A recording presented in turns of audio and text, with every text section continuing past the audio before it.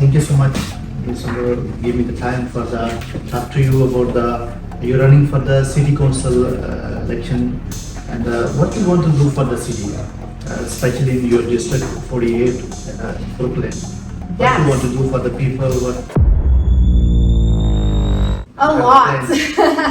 I want to do a lot. I think that the people of this district are really waiting on a lot of time-sensitive results. A lot of things have been not just falling through the cracks, but really falling off the page altogether. One of the top concerns in this district is safety. Another is sanitation, and another is just quality of life overall, plus unity. Oh, I see. You know what? I think that must be one of the voters right now. We have voters actually calling all day here, constantly. We have calls happening from our interns, our volunteers, just all the time. So you never know. You'll probably hear that phone actually a few more times tonight while you're here. Getting back to what I was saying. The public safety, the sanitation, quality of life, unity, bringing people together. These are all the things that people are talking about when I speak with them. Now, what I want to do is I want to begin by implementing one major thing per section. So, for example, I think we were actually speaking before we started filming, we were talking about business districts. The business districts in this community have really fallen behind for quite some time. Right now, this office where we're at is right on Kings Highway, but Kings Highway, the storefronts are empty, and then one after another, you see going out of business. We lost Children's Place, we lost GameStop, we lost, countless businesses, and right now we're really at risk for potential problems, because when you have that many empty storefronts, you can have a lot of unwanted stores come in at the same time and completely redefine the area.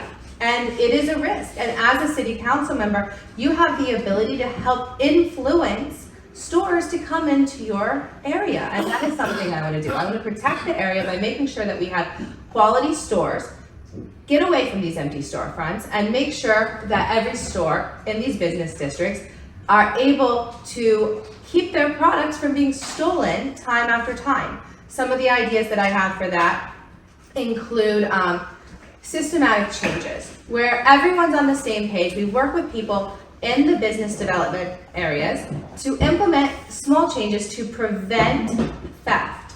There are ways to do this, and it's not just about relying on local law enforcement to do more than they have the manpower for. It's about community members and business owners really being on the same page, and we can do this. But right now we could do this. We could do this literally by the end of the week, but nobody is organizing it that is in that position. And right now, I'm not in that position. But when I am, that is going to be one of the first things I do. I guess I could speak also on some other things. Sanitation.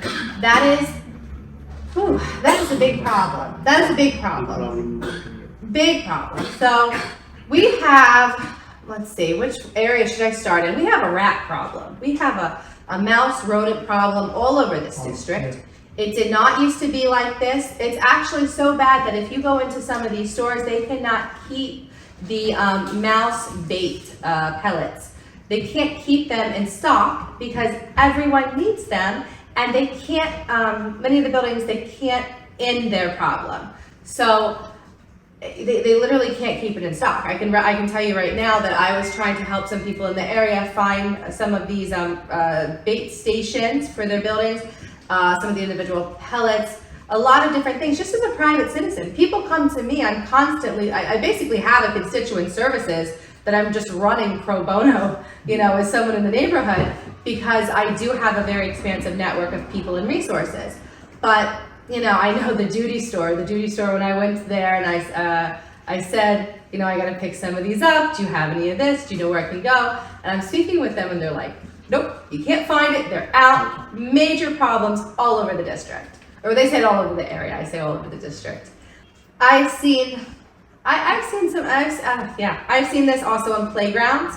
They did start, Kelly Park. Kelly Park is on Avenue S. They're redeveloping that park now.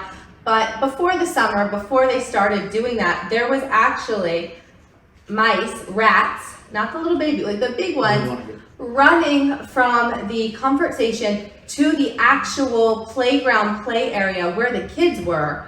And the park workers had to try to, I think they said sweep them back because they kept running towards the children. And they tried to do what they can, and they did put out some of those bait stations, but you can't. It's a park. You can't have that around kids. But they did try to do what they could. I want to talk about parks also for a second, because I think that is something that not just for kids, but public spaces, public playgrounds, public senior gathering areas, the little triangles that you see all along different parts of the district. Brighton Beach, actually right off the highway where Coney Island sort of hits the highway, that exit in the Brighton Beach area, there's a small little triangle there being not even underutilized, not utilized. You could have a nice green space there with some benches and a place where people can just sort of sit and enjoy their neighborhood.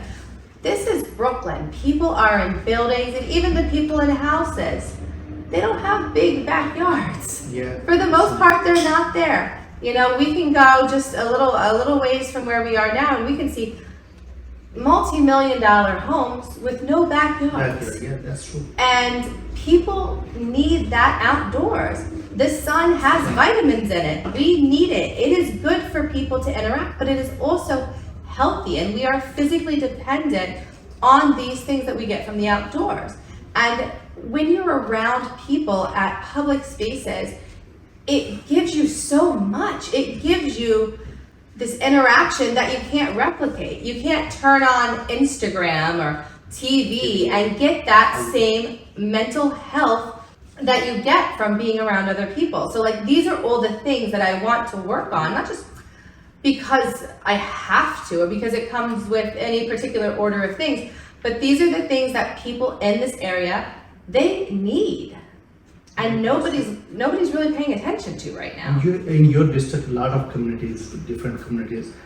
What do you want to do for the Muslim community in your area? It's a lot of Muslim community. Yeah, 100%. So actually, I am the only candidate that has a real relationship with the Muslim community, and I have had for quite a number of years. I'm trying to think of the exact year that I really started to be very close with the Muslim community, but it's been a long time. We've done a lot together. The pandemic, even during the pandemic. We were doing a lot. We were passing out the surgical masks. We were passing out, I think we were even doing gloves at one point, plus food. I was with ICNA. We were passing out every Monday down on Neptune Avenue.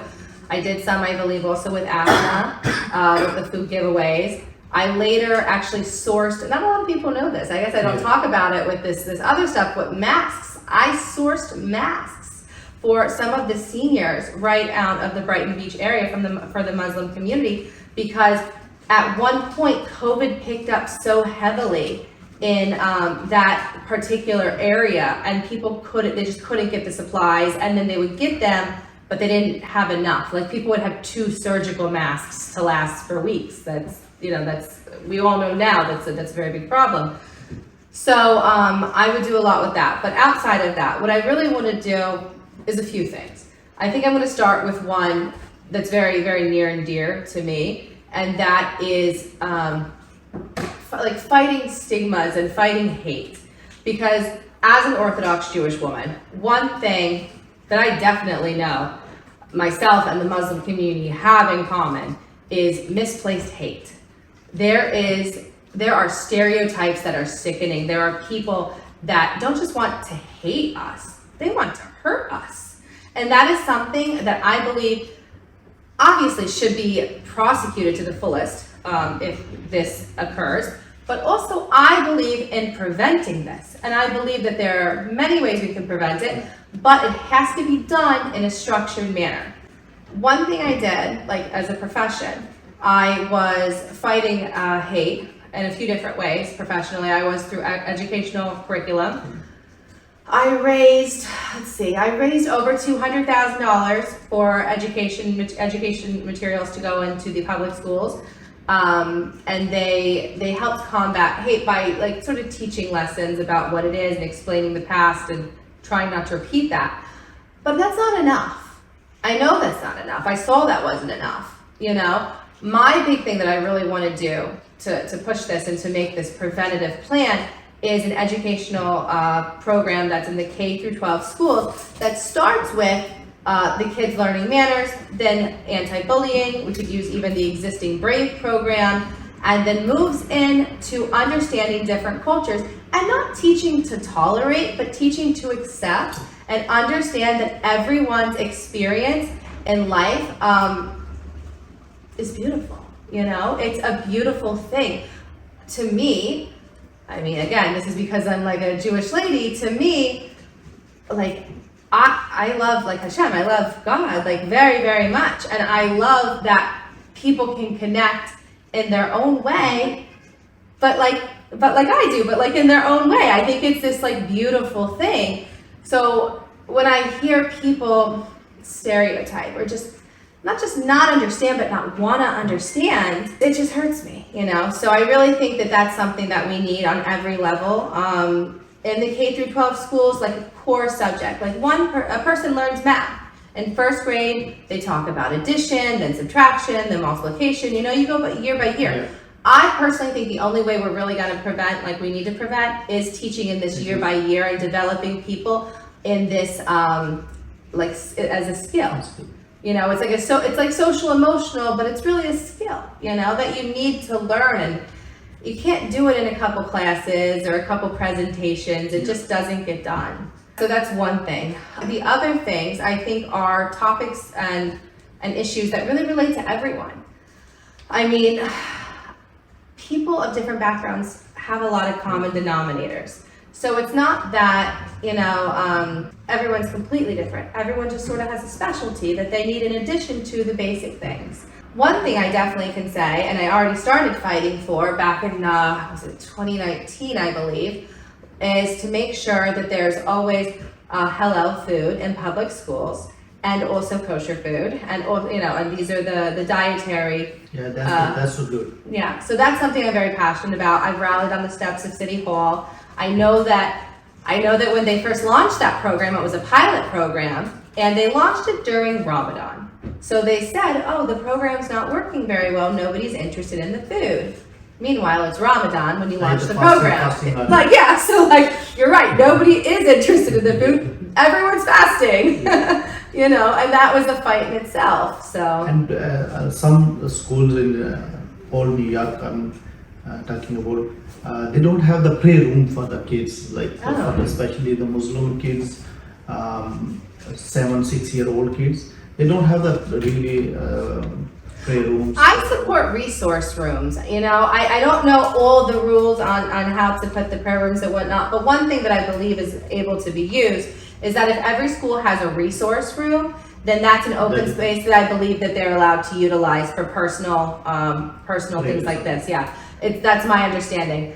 Originally, I don't know if everyone knows this actually, but I mean, if they read the I don't know how many pages, that was Thrive NYC. Thrive NYC crashed and burned and failed. But the original plan that they had prior to doing, they're doing not much, was that they wanted to put a resource room, and it was really a mental health room, but they wanted to put one in every single school, every single public school. And it could be utilized if someone needed their own space. It could be utilized if someone wanted something like this, like a connection like this. It could be used for meditation. It could be used for all, well, there was many different words that were defined there. So it could be, you know what I mean? So it was interchangeable, but that was something that actually held that. Now it didn't happen like that, but that is something that I do support, that every school should 100% have a resource room, and if people can take their moments there that they need, whether it's prayer or they need a pause from their day, you know, I think that that's something that only makes sense.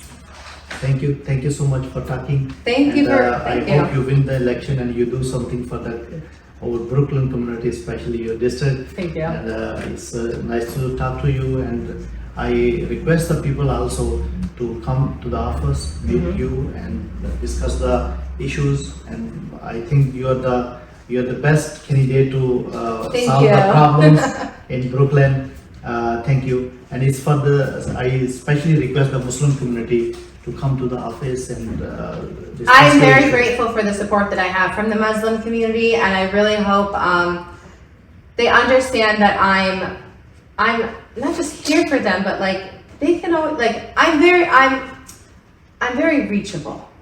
Like I'm fine to have people contact me, voice their concerns, ask questions. Like I think that's what government's about. I don't believe that it's even ethical to get elected and then block out your constituents. Like I don't think that's right. I think the entire purpose of the job is to constantly be talking to the community so you understand the community's needs, but you also know if the things that you're trying to accomplish for them and help them with are happening. Like just to make sure that, you know, maybe if you referred them to something, that person you referred them to or that organization is responding. And that, yeah, I know, I'm telling you all the time with the voters. We have a lot of calls going out, and I got one last night. It was like 11 something at night. I don't remember the time exactly. I think they were shocked I answered. I'm like, nope, I got it. I can answer the phone. How are you doing? Let's see what you need. Yeah. Okay, thank you so much. Thank you. Nice to talk to you. See you on the next any program. We can cover it. November 7th is the election. Actually, early voting does start October 28th. That is a Saturday, and then it goes until November 5th. And the main election day is November 7th, Tuesday, November 7th. You have to vote or they don't hear you. Your voice is your vote, November 7th. Thank you so much. Thank you.